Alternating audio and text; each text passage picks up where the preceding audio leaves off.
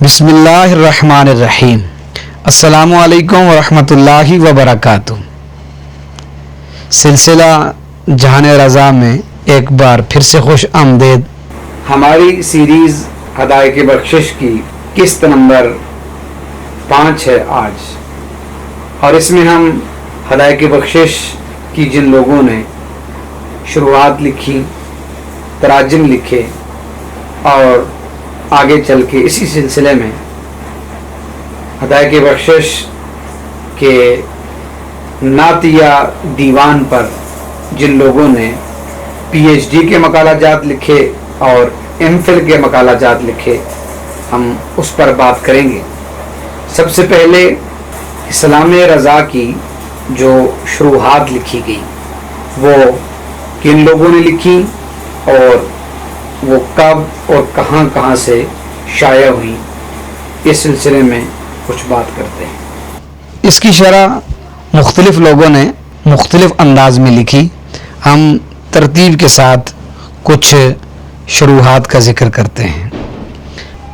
ان شارحین میں پہلے نمبر پر پروفیسر فیاض احمد خان کاوش نے عرصہ ہوا اسلام رضا کے بعض اشعار کی شرح اپنے خاص رنگ میں کی تھی، جو ماہنامہ ترجمان اہل سنت کراچی میں شائع ہوتی رہی۔ نمبر 2، مرزا نظام الدین بیگ جام نے قصیدہ معراجیہ کی بڑی نفیس شرح لکھی، جو سالنامہ معارف رضا کراچی میں شائع ہوئی اور کتابچے کی صورت میں بھی شائع ہوئی۔ نمبر 3، علامہ مفتی محمد نصر اللہ خان افغانی نے قصیدہ معراجیہ اور بہت سے دوسرے اشعار کی اپنے رنگ میں شرح کی، جو انوز شائع نہیں ہوئی، اس کے قلمی نسخے موجود ہیں۔ نمبر 4، علامہ مفتی غلام یاسین راز امجدی نے وثائق بخشش کے نام سے ہدایت بخشش حصہ اول کی بعض نعتوں کی شرح لکھی، جو 1976 میں کراچی سے شائع ہو چکی ہے، آج بھی وہ دستیاب ہے۔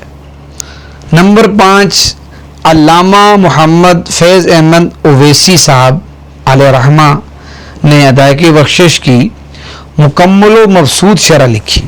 یہ ایک فکری اور علمی شرح ہے۔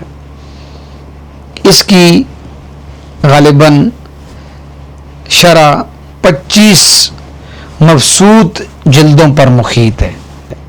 نمبر 7، علامہ جلال الدین قادری کھاریہ نے سلام رضا کے چند اشعار کی بڑی علمی شرح لکھی، جو 2-3 اقساط میں ماہنامہ معارف رضا کراچی میں جون، اگست و نومبر 2011 میں شائع ہو چکی ہے۔ نمبر 8، سید محمد اول رضوی حشمتی نے سخن رضا کے نام سے ہدایت بخشش کی علمی شرح لکھی، جو مجموعی شکل میں 1992 میں لاہور سے شائع ہوئی۔ قبل ازیں موصوف نے یہ شرح ماہنامہ القول السدید لاہور کے لیے لکھنا شروع کی تھی، جو ماہ بماہ اس ماہنامے کی زینت بنتی رہی، جسے بعد ازاں کتابی صورت میں بھی سخن رضا کے عنوان سے منظر عام پر لایا گیا۔